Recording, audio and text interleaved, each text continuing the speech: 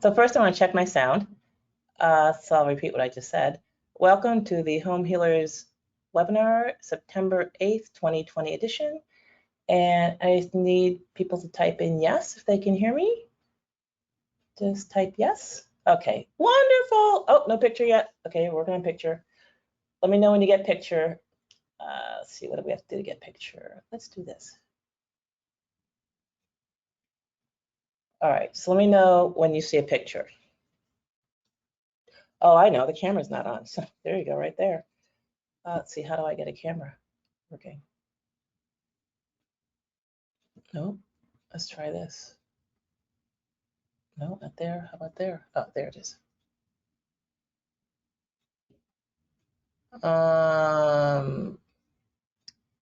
Preferences. Let's see if we can get a camera. Webcam. Yay. Alrighty, there we are. Yay! Oh my God, I'll tell you. So this is new technology. We've totally got a whole new system. Hopefully the sound is better. Yeah, sound is good. So do we have a picture yet? Let me know if we have a picture. Is there a picture? Still cannot see me. All right. Well, let's see. Do we have to say okay? No, they didn't ask for an okay. Let's close it. All right. How about now? No picture. Let me try this.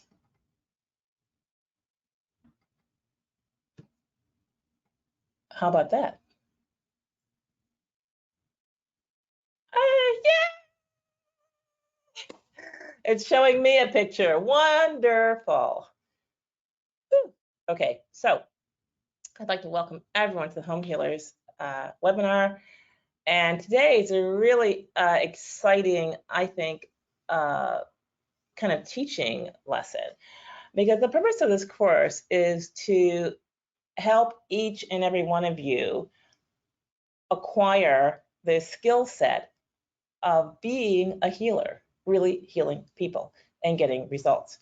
Part of that is understanding when what you are doing is truly going to be effective and being honest and sincere about that.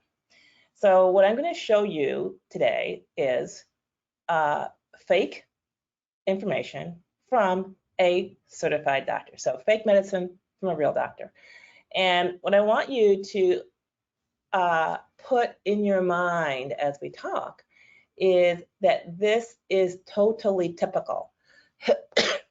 This level of behavior is routine, it is expected, and it is really what doctors have to do to keep their licenses. And so I'm on a lot of different email lists, and I look at the stuff, as it goes through every day. And so I try and pick stuff that would be educational and informative to you, so you can just increase your understanding.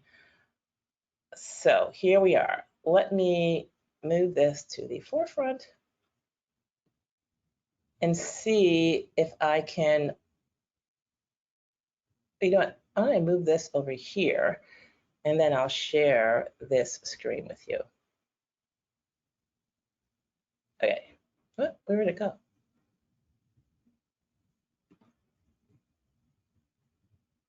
I still don't see it. Oh, here it is. Okay, fine. Whoops. Oh wow, I tell you, technology is amazing. All right, so I'm going to click a couple of things here. What do I click? I click show screen. How about that? Show screen. So I'm going to show you this screen. Go to me if you'd like to record this computer screen. Yes. Computer audio. Okay, back to screen. Show screen. Open system preferences. Oh, here we are.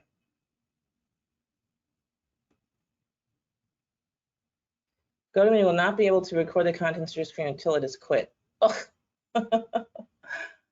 I have to quit the application and come back to it. Okay, so it will not allow me to share screen. So I'm going to give you guys the link to the screen that I'm on so you can go to the same screen yourself and follow me, unfortunately. All right, so let's see, where do we put this? Yes, type here.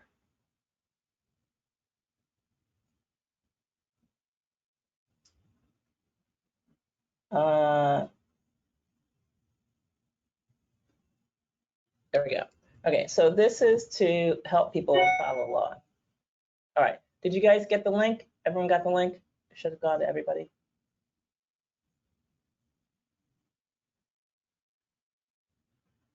All right, so this is, so there's tons now of newsletters online from doctors, natural healers. Oops. And so, I'll tell you, all we need is a little more technology and we'll be just fine. All right, here we are. And so this is a newsletter from a medical doctor. It would be interesting to know his credentials. And I have found in my history, the more credentials a doctor has, the more dangerous he is. It's just the unfortunate, unfortunate truth. So this particular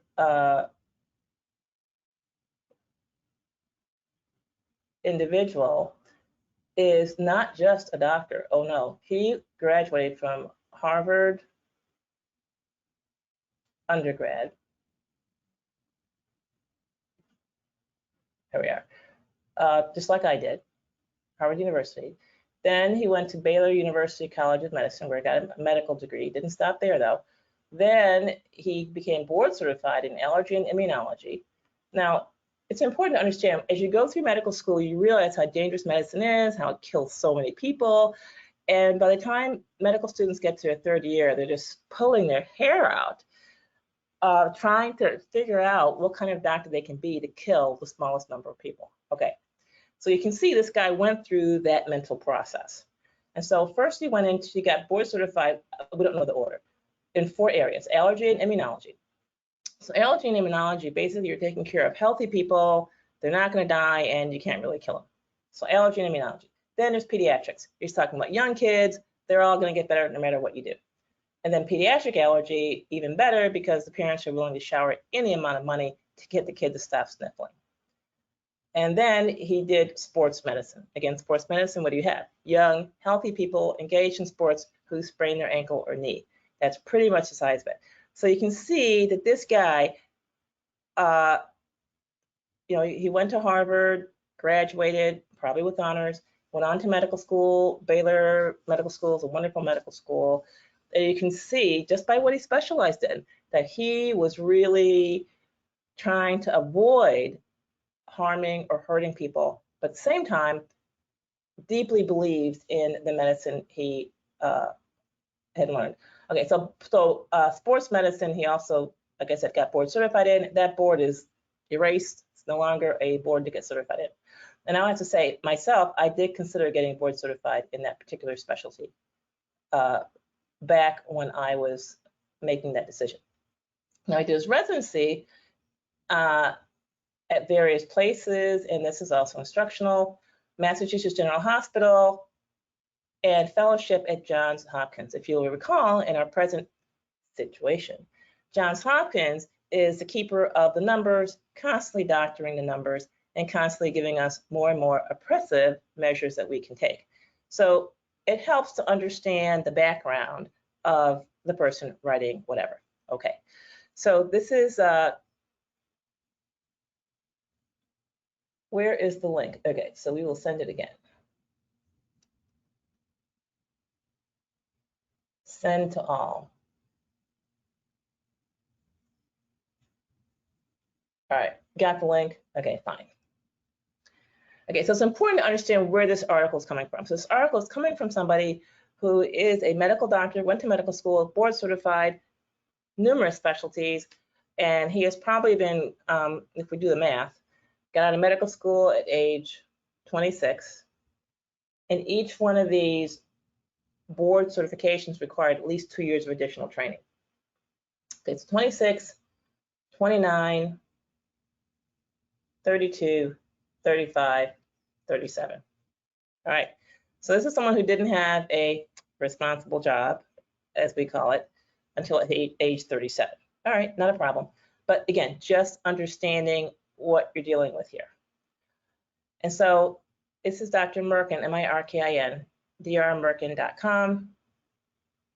And the title is How to Treat Myself If I Got COVID-19. And this is extremely, extremely instructional. He says he's received many emails about how I would treat myself if I developed COVID-19. If I had COVID-19 and was not very sick, I do not know if I would take anything. Now that's really equivocal, it's kind of like a diplomatic way of saying I would not take anything. So if I had COVID-19 and no symptoms, I would not take anything. If I had COVID-19 and was not very sick, I would take nothing. Now, for those of you listening, you need to understand what a doctor's definition is of not very sick.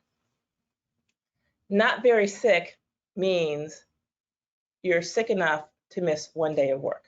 That's not very sick. Not very sick means you're pretty sure you're not going to sustain permanent damage as a result of whatever it is. So that's not very sick. So in terms of COVID, that what this person is saying with this first sentence is, if he was COVID positive or somehow pronounced as having COVID, there is a 99.99% chance that he would take nothing. Nothing. Okay. Again, if you don't understand medicalese, you might not understand that.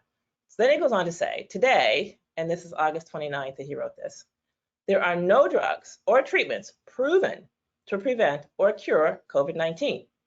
And again, he didn't obviously look at the CDC studies from 2008, showing that hydroxychloroquine is not only a preventative, but even a vaccine.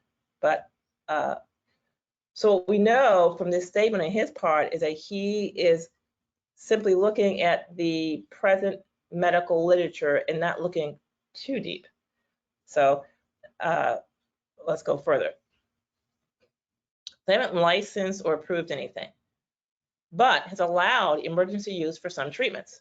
Since a successful drug will bring billions of dollars to the company that develops it. Now again, since successful drug will, that means there is no successful drug right now.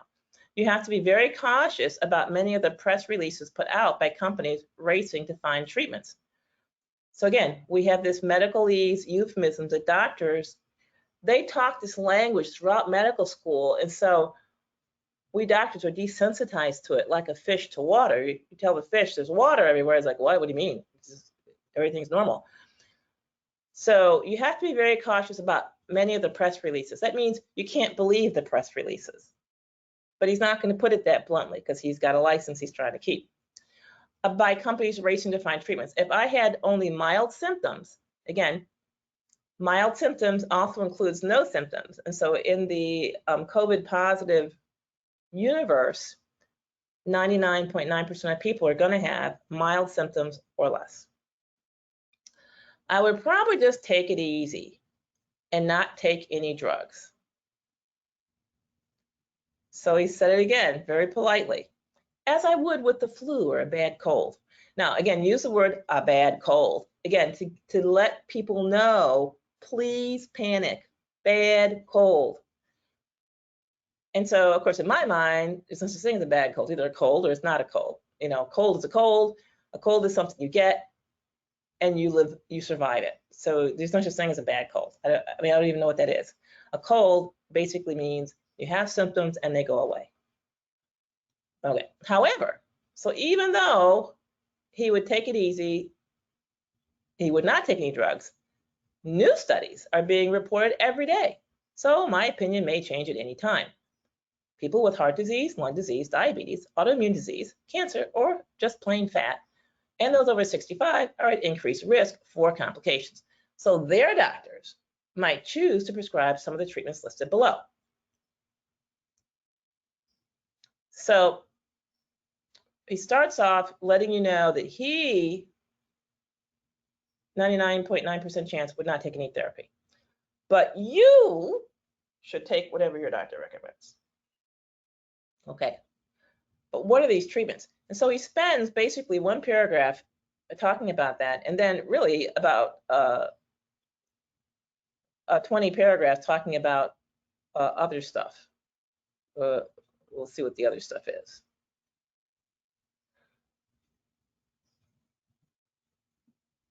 So if I was very sick, COVID-19 does kill people by, one, forming clots throughout their bodies, particularly in their hearts and lungs.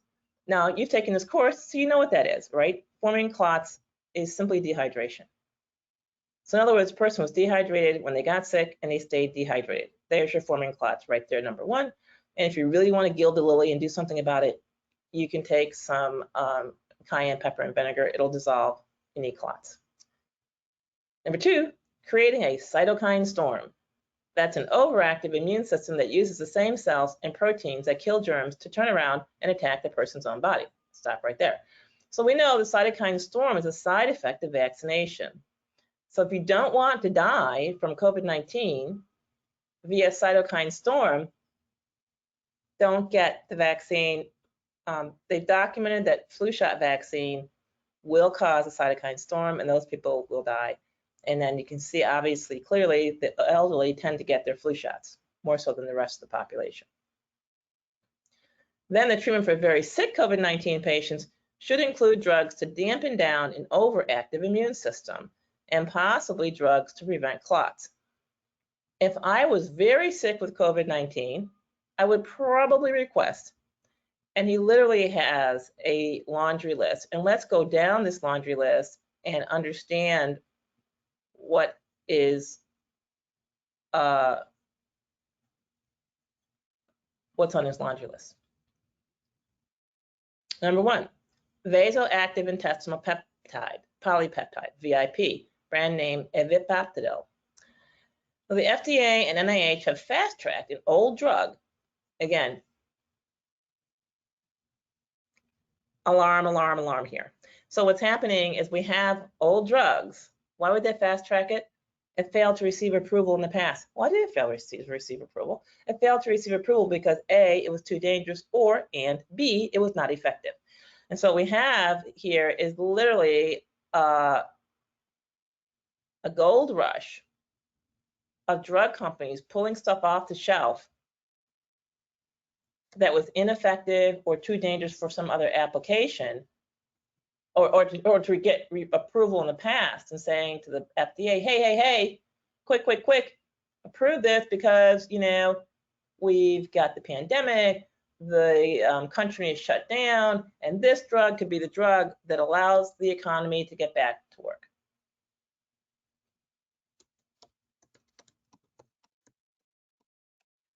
And so we have this drug. It can be given inhalation or intravenous. The trouble is side effects, and this is 2001.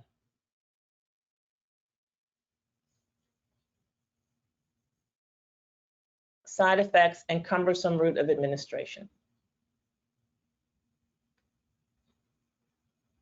So you have to mix it with phentolamine. You get sexual stimulation, that would be erections in men. And the FDA said, you guys, this stuff is so bad that you got to go back and do 2 more years of rodent study research. In other words, the FDA said this is not even fit for humans. And this is back in 2001. And they felt it causes cancer in humans, and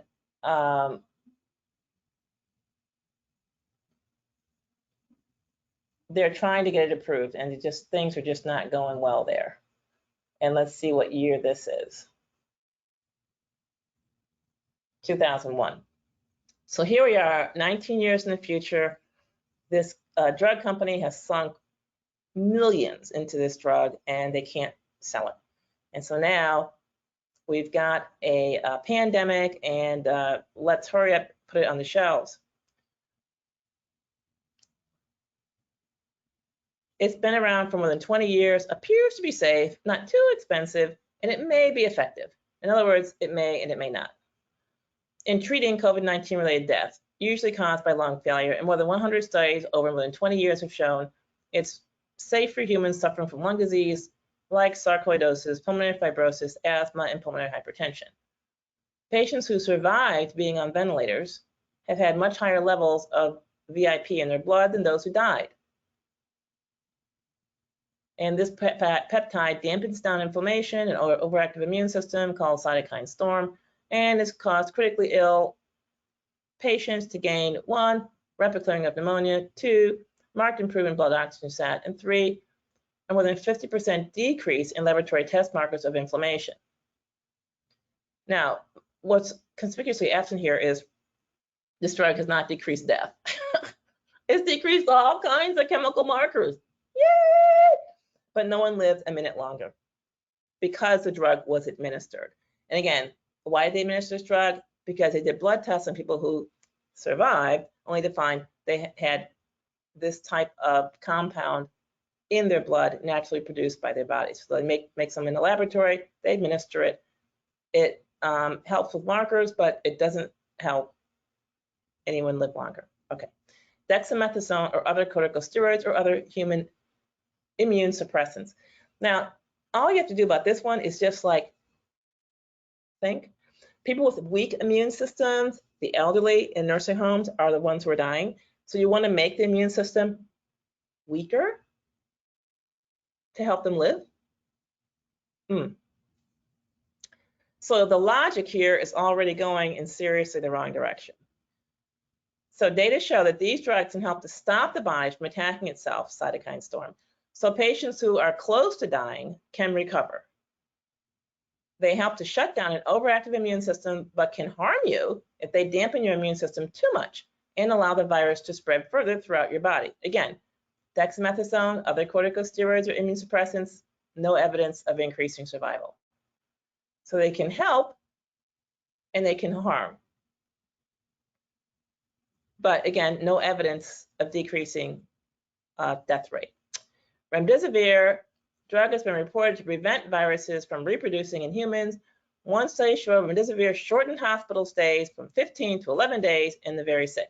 Now, if you're a hospital administrator, you want to make more money, this makes a lot of sense, right? You're clearly going to decrease your cost of therapy by 60%. But are you going to help anyone live who would have died? The studies are very clear. Remdesivir does not extend life by even 1 day. So for me, as a patient making a decision, do I want to take this fairly deadly drug? No, not if I'm not going to live a minute longer. Just leave me alone and give me a break. Let me be. So remdesivir is proven ineffective in terms of extending life. Let's put it that way. Now, these are their research studies. Again, that's not my research studies. These are their research studies. Then we have convalescent plasma. Those of you who watch the news, I try not to, but every now and then I do see something.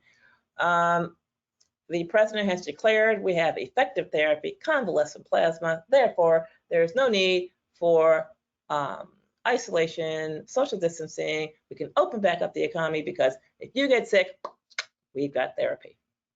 Now remember, the people who are dying in this, at least 60%, were bedridden and in isolation anyway. So how's that working? So convalescent plasma is serum that's taken from the blood of people who have recovered from COVID-19 because it has antibodies specific to kill the virus that caused COVID-19 and has been given to thousands of patients with diseases other than COVID-19 and may have helped patients with serious influenza symptoms. So we have a may have here. it has antibodies specific to kill the virus that causes COVID-19. We don't know that. We know that the person recovered from COVID-19, but we don't know why they recovered. A lot of people who recover from COVID-19 don't have any antibodies. Amazing, amazing. In other words, people are recovering from COVID-19 without ever making any antibodies. So the last word on antibodies is they are not necessary for recovery, and they are not enough for recovery. In other words, they may be irrelevant to recovery. Nevertheless, antibodies taken from the blood of recovered patients have been used for more than 100 years to treat more than 80 diseases, including AIDS, ineffective because, again, another imaginary illness, and appear to be safe. Many companies are working to show that blood from recovered patients will help treat the disease. Now, just stop right there. What else does plasma have in it? Okay, so you have blood out there. You have red blood cells. Everything that's not plasma, that's not red blood cells, is plasma. So what the plasma has in it is it has the nutrients that were circulating in that person's blood. So a person who recovered from COVID is going to have a much higher nutritional status. And so literally, you are giving this person the digested foodstuffs from another human. So a human who recovered, ate food, food was absorbed, broken down, absorbed through the intestines, circulated in the blood to go to the cells, and it's already at this point in a form where it can provide nutrition. And so that is most likely the beneficial effect of convalescent plasma. So many companies are working to show that blood from recovered COVID-19 patients will help treat the disease. We do not yet have any controlled studies to show the convalescent plasma is effective, and they'll continue to watch for study results. So the study results so far, convalescent plasma are showing is that the death rate is 1/3 of what it was without convalescent plasma. Now, what does that mean? You have the universe of people who are COVID positive, all right? We're not going to question the test. We're not there yet. We're not going to do that. Of that universe of people, we now know, somewhere around 2 per 1,000 are going to die. 2 per 1,000. So that's very small amount of people.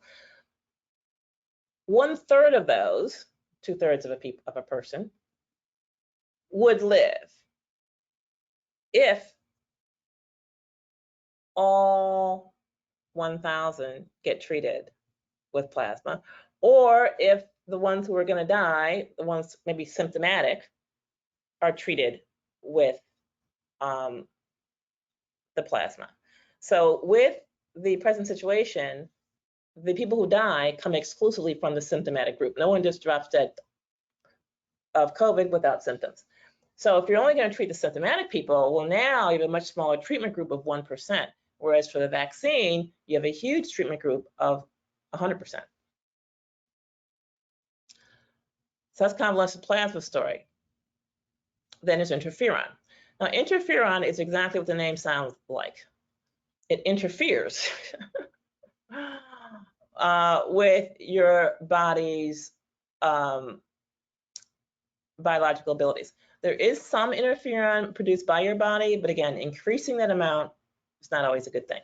So interferons are normally produced by your immune system when you have an infection, and SARS, COVID-2, or COVID-19 somehow reduces your body's production of interferons. Be clear, somehow, we don't know how. They have been shown to prevent infections in both animals and humans, have been given to many hundreds of thousands of people with other infections, but we have very few studies in COVID-19. One British study shows that inhaled interferon helped hospitalized patients recover from COVID-19. Now again, interferon, so I went to medical school 1979 to 83. They told us about all the wonders of interferon. Oh my God, wonders of interferon. It would eradicate infectious disease, wipe out cancer. Oh, Yeah. And that has not materialized. Why? It's just not that effective. Anti-clotting drugs. Clotting is a major cause of death in COVID-19, and there is no doubt that anti-clotting agents can save lives. However, a serious concern is they can also cause bleeding. So we don't know how safe anti-clotting agents are in treating COVID-19. Again, what's the English translation? Anti-clotting drugs cause people to bleed to death and kill them in large numbers. And this is why the aspirin a day or any anticoagulation therapy for heart disease or whatever is simply not been found to be effective. So a way to reduce your body's clotting without increasing the bleeding risk is to increase the hydration. Simply increase the water. So we've gone over here quite a few cures, so to speak, that this person might take on the off chance that they had severe enough symptoms to be admitted to a hospital. So he's saying he would probably request 1, 2, 3, 4, 5, 6. I would suggest to you, if you took all 6 of these medications with the very poor safety profile, that they would be enough to finish him off. Now, doesn't stop there. Other treatments for very sick COVID-19 patients. Blood filtration systems. FDA has granted emergency use for several devices that filter the immune chemicals that cause cytokines from the bloodstream. And these are extracorporeal plasmapheresis. This is pretty much an end-stage therapy, similar to basically hemodialysis.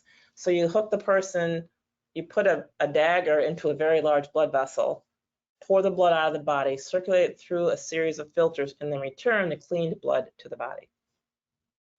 Now, if you have a person who's still alive and their kidneys are working at all, then obviously the blood filtration system has really nothing to add, right? Because they have their own blood filtration systems called kidneys and liver. Then ventilators, these are machines that help people breathe more oxygen, and he just leaves it at that. He doesn't address the 90% death rate on ventilators in New York State. He doesn't address the very real situation that ventilators have killed COVID-19 patients, and there's not evidence that they have helped COVID-19 patients. In fact, more responsible emergency rooms and hospitals are now saying, if you suspect COVID-19, absolutely do not put that person on a ventilator. If you're getting a 90% death rate from ventilators, you have to conclude that the ventilators are dangerous. Now, the following treatments may have some potential, but I would probably not take them because so far there's no strong data to show benefits. Now, favipiravir has been shown to be somewhat benefit in treating serious cases of influenza, but I only know of one small study to show benefit in treating COVID-19. And one small study, that means maybe they treated 2 people. So this is not very convincing. But he lumps into this category favipiravir, recombinant ACE, lopinavir. These are all failed HIV drugs. Ivermectin, I can find no studies in COVID-19 studies in humans, lots of side effects. Hydroxychloroquine, been around for more than 60 years, has been shown to stop COVID, but so far no controlled studies have shown that they help to treat COVID-19 in humans. 7 controlled studies show they are not effective, and at least 1 study failed to show they were effective in treating COVID-19 in monkeys. And the FDA has cautioned it should not be used outside a hospital or clinical trial because the risk of irregular heartbeats that can be fatal. This is when hydroxychloroquine is combined with a pharmaceutical azithromycin or azithromax. I personally don't use or stopped using azithromax when I was in medical practice. So I practiced medicine from 1983 to 1999. And Zithromax came out during that period, but it just was not well tolerated enough. And it was one of the few antibiotics you could give to a person over a period of 2 to 6 days. And supposedly it would have the same benefit as the usual 10-day course. Oleandrin is an extract of the oleander plant poisonous, okay? Poisonous. So I researched this extensively in the early 2000s. It's a common garden shrub that is highly poisonous. Oh, he says so. Yes, it's poisonous. It can cause irregular heartbeats and kill you. I have found no controlled studies in humans showing it's safe or effective. This deadly plant should definitely not be used for self-medication. So it's interesting that he has the probably don't use category, just throws hydroxychloroquine right in there. Then he says, my recommendations are likely to change. And the rewards for success are huge, so we should expect successful treatment soon. What? Just because the rewards for inventing something are huge doesn't mean it's going to be invented. Even more important for ending the pandemic will be the vaccines that are currently being tested. And so again, the eternal faith in the vaccines. So this is seriously fake information. Now, why do I say it's fake information? Number one, the person off the bat admits, whoa, COVID-19, me, 99.9% chance, I'm not taking any drugs. But on the 0.01% chance I might take a drug, these are the many drugs I would take, and then many drugs I would probably not consider.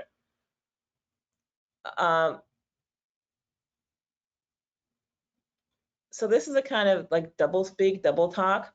In most cases, if you covered 99.9% of the territory, yeah, covered, done.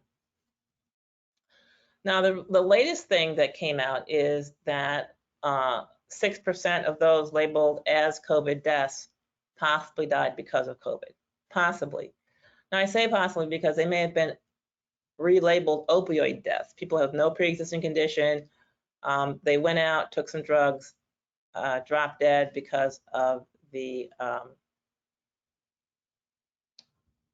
impurities, the fentanyl in their heroin. Just an example. And so these people are no longer being screened for opioid impurities. They're just being scraped off the ground and yep, COVID. So, but we'll let that slide. So other people labeled as COVID, 6% at best died because of COVID. Now, of that 6% though, we have to apply the other scientific screens we're already aware of. So we have 6%, 25% of that, this brings us down to 5 out of 100. 25%, we know for a fact, COVID negative, because again, in China, all these people that got together who died of this mysterious new illness, 25% never had antibodies, never had any clinical indication of exposure to the virus. Okay, so of the 6%, we now have 5%. Now we have 5%.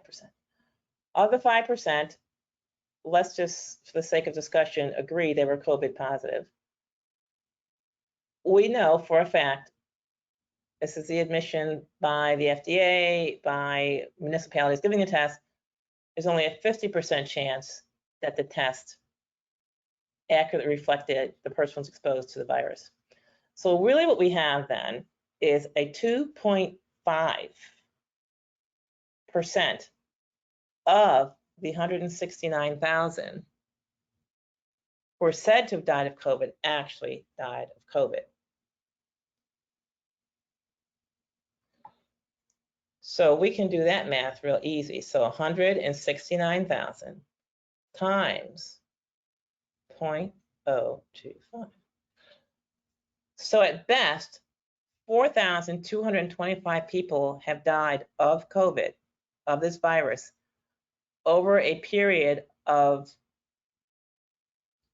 220 days. So in a country of 333 million people, 4,000 deaths over a 9-month period, January to September, it's not an epidemic. It's not a pandemic. There was never any first wave. So What's now coming out slowly is that there was never a first wave. Let's not even consider a second wave. But what was called the first wave was not a first wave. So the whole COVID-19 situation was a fraud. If you're a conspiracy theorist, maybe you call it a false flag. But there was not a person-to-person spread deadly situation going on. Now, there are other people who have actually aggressively got even more numbers. So I just went with the CDC numbers. So CDC is comparing 2020 deaths with 2017 deaths. So what the CDC did was pick the lowest death year in the past 5 years. Basically, that's what they did. And so that shows, of course, a 10% increase in deaths over the comparison year. And so there are people who actually got the numbers from 2019, which show that we are 35,000 deaths behind where we were this time in 2019. So COVID-19 has actually spared or saved the lives of 35,000 people who would have died but did not die. There you have it. So the fake information from a real doctor. Moral of the story is real doctors are trained to give fake information. And as a real doctor with a license, doctors, as you can see, are actually prohibited from giving real information. Okay. People have questions, they can just type them in the question box and I'll be able to see them. Oh, okay. I found the questions. I have questions. Well, I have the question box.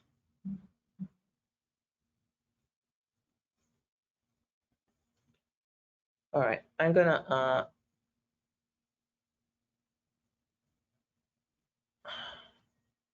I just want to put this in front of me so I can see it in case anybody types any questions.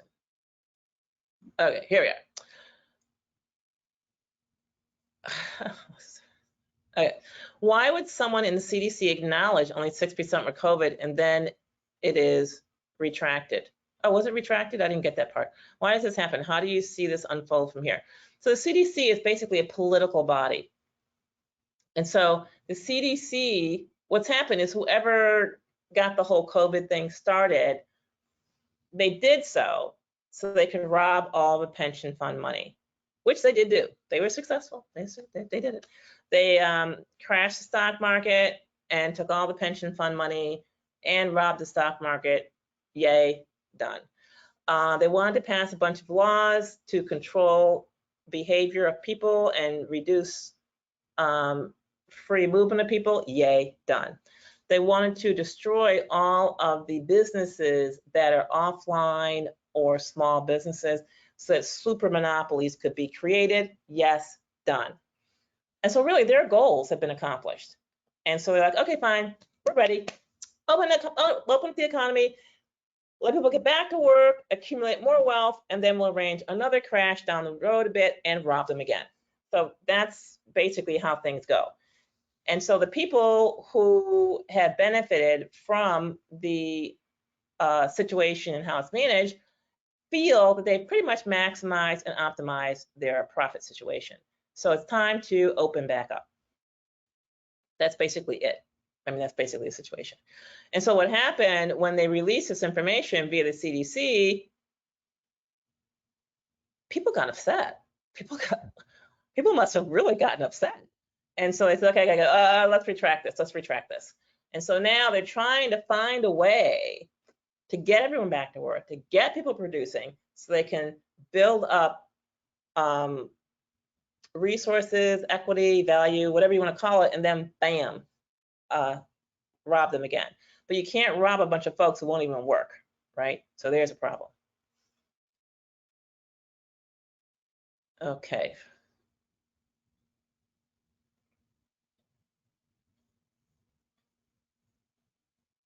You can just Google it on.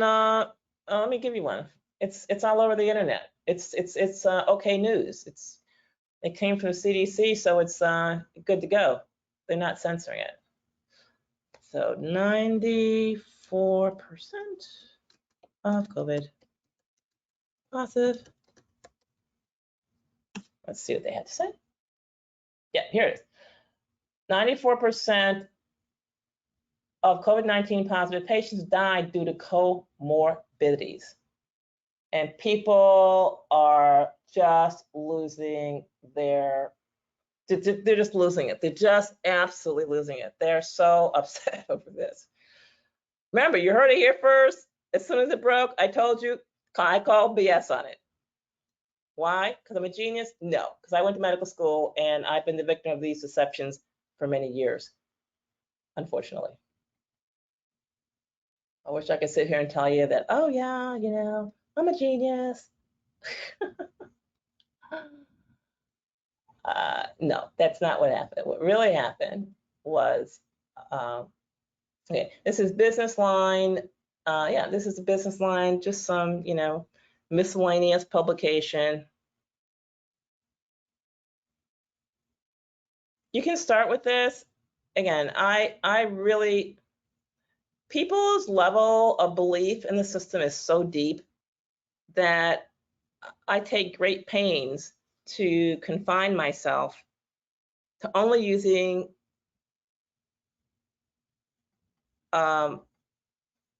sources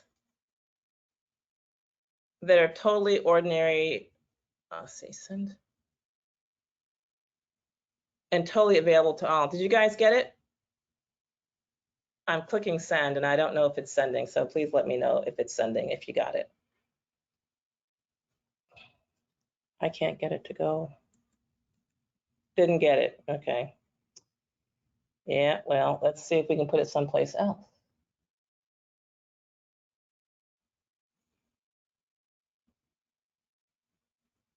Well,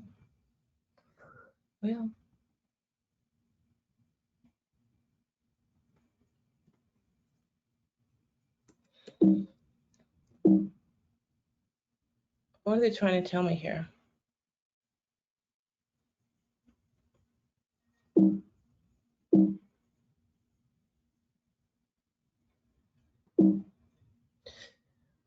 I think I might have hit the wrong button.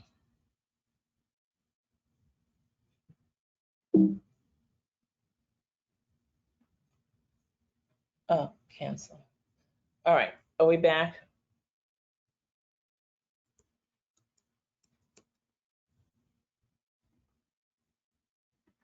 It just won't let me. Okay, let me send it. I just had to pick another question to answer. Okay, so I sent it twice. Oops. Uh-oh. I know, that was my mistake.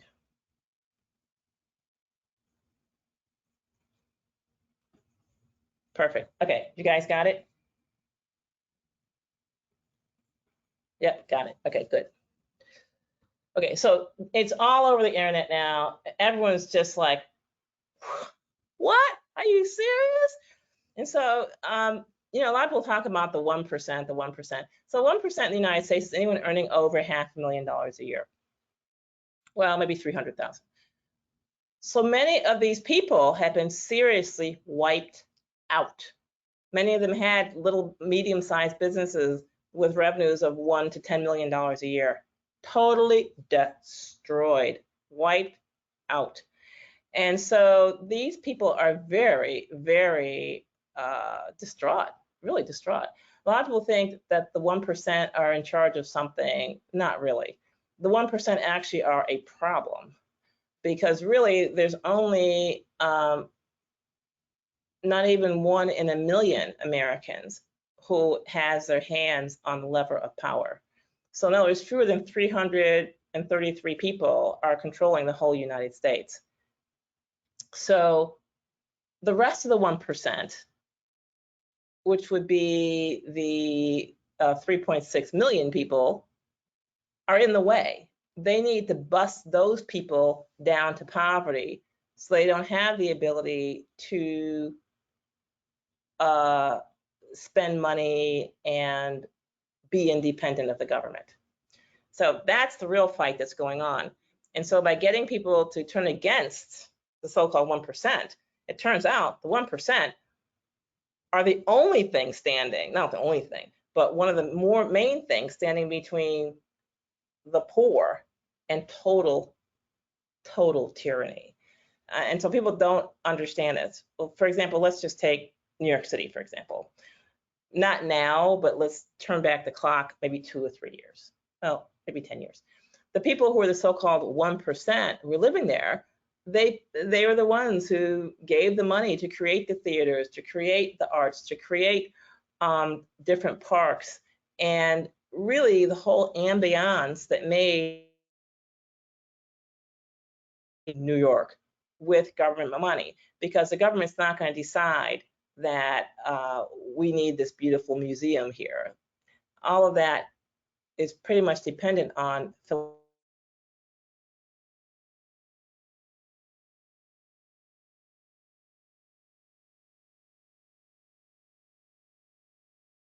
these things were actually paid for by people who were in the 1%. They're like, you know what, it would be nice to have a festival. Well, let me just throw $500,000 at that. But when you get rid of that 1%, then people can only have what the government wants them to have, and that's it. So it gives the government a lot more power. So I don't know this. Okay. All right. So some people emailed in questions. We'll answer those now, and then people who didn't email in questions can put them in the box here. We go find the questions.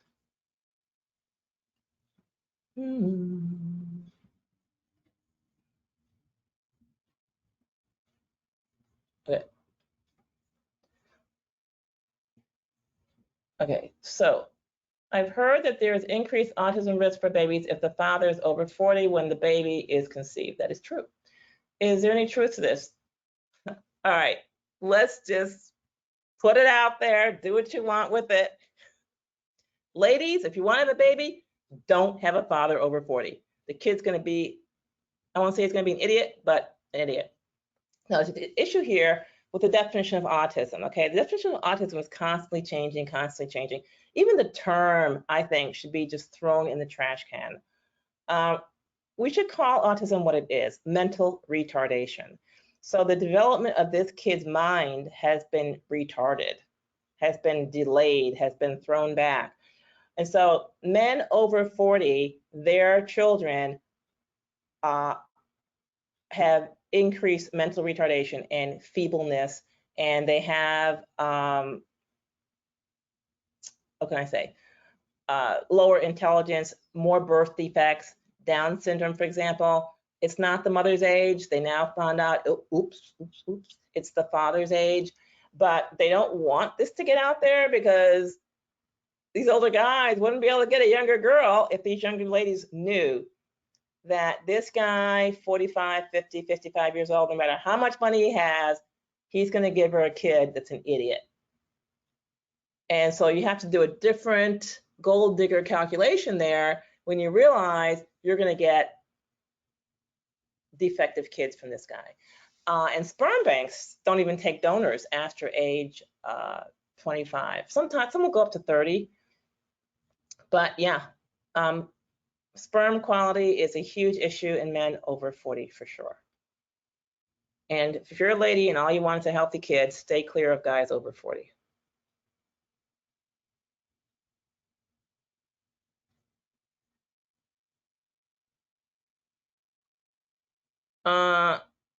So taking all this under consideration, is the COVID so about population control? It could be. You could look at it that way. It's one way of looking at it, population control. But really, just imagine you and me. We get up in the morning, we do stuff, we eat, we go to sleep. Maybe we make some money, maybe put a little money in the bank. This is about people, not us, but people who are not even in the room, who say, aha, this person has savings in the bank, let me steal that, let me rob that. Oh, this person, so it's about people who want to rob or take the wealth of others in the population. And one easy way to do this is just to control their movement. You tell people, hey, and in America, we accept this. No one even questions it. Like, oh, I have to go downtown to get a permit to mow my lawn. Oh, I have to go downtown to get a permit to get married. Oh, I have to go buy a permit for this, a permit for that. So they really want is people that literally have to buy a permit to leave their house. And now, because of AI and the technology, it's easy to administer such a program and to literally have someone pay you to even breathe. And so there are people who are putting that system in place so they can get paid whenever someone wants to leave their house. They can get paid whenever somebody wants to not wear a mask. They can get paid. So people have to ask permission for each and every little thing they want to do. And there are certain individuals, a very small number, who get paid for giving this permission.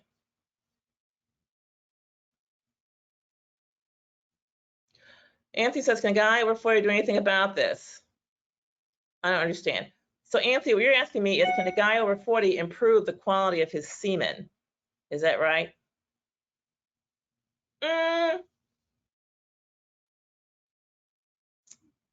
Oh, how can I put this? So in the medical industrial complex, the answer is no.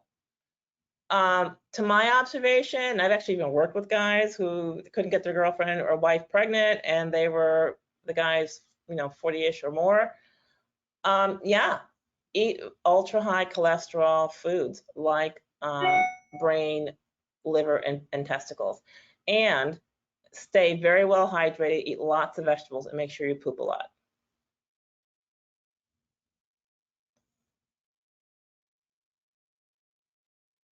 What about the kids? Yeah.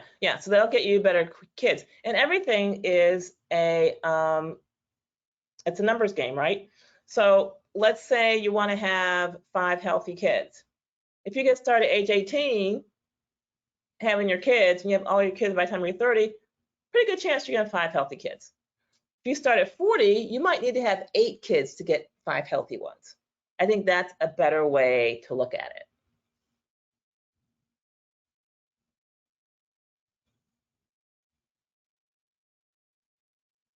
What can remediate these actions? So if you want to remediate the whole situation economically and the way COVID is being manipulated, first, understand that COVID is imaginary. Understand that there is no medical emergency. There is no medical danger.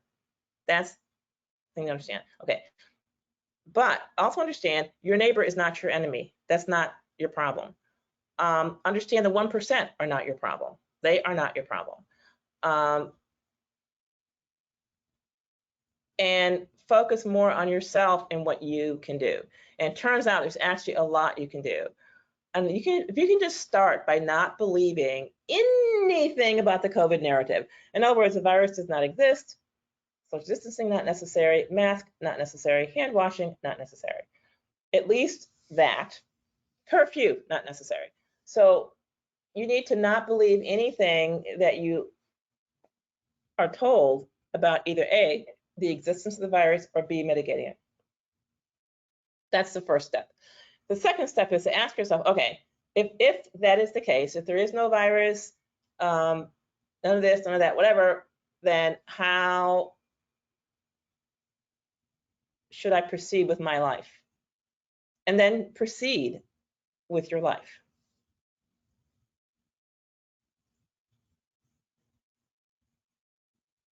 What about the other risks associated with older fathers? Yeah, older fathers, it's just don't do it. I would honestly say don't do it. I mean, if you have a choice. So he's like, oh, I fell in love with this guy. He's 55 years old. We're gonna have a family. Fine.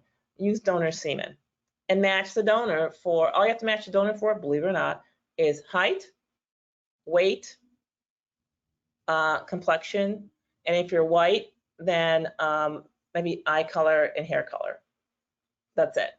And believe it or not, the kid will look exactly like your husband's kid.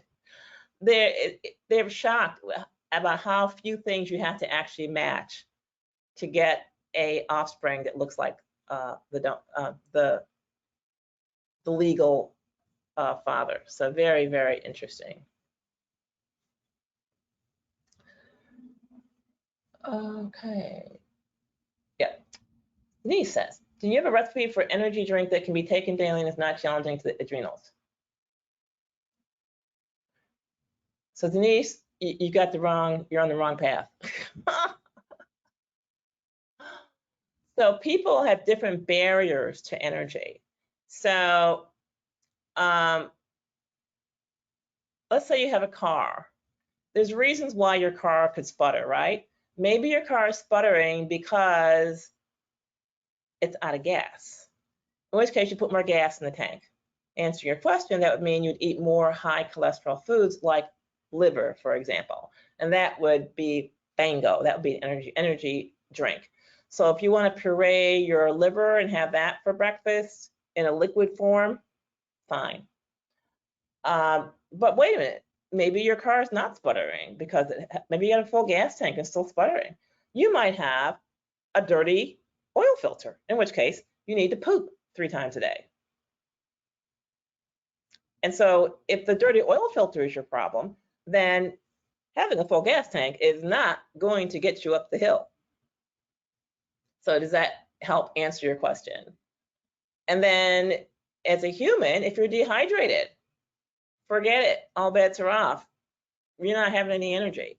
So you have to take a look at your situation and say, okay, let me look back at my diet over the last week. Have I been eating a lot of cholesterol? If I have, then my tank is full. My problem must be that I'm not drinking enough water or I'm not pooping enough. And so you can sort that out. That would be the simplest way. The other question, of course, is what are you going to do with your day? Let's just say you're going to go sit at a desk job all day long. Let's just say. Then you're going to need a different type of energy. Chances are water is going to be your best bet, your best friend.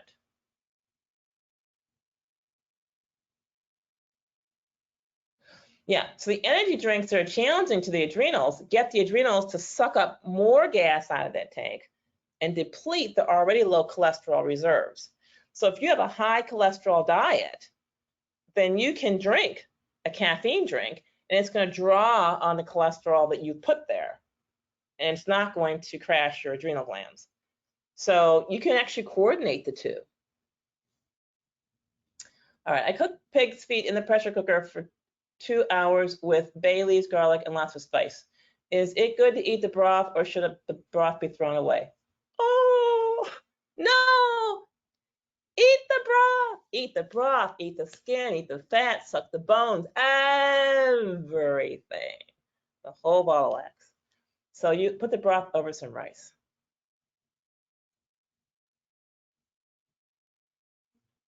Okay, that's it. That's all the questions I have. If people have more questions, this is the last call for alcohol, so to speak. So last call for questions, type them in the box there and I will answer them.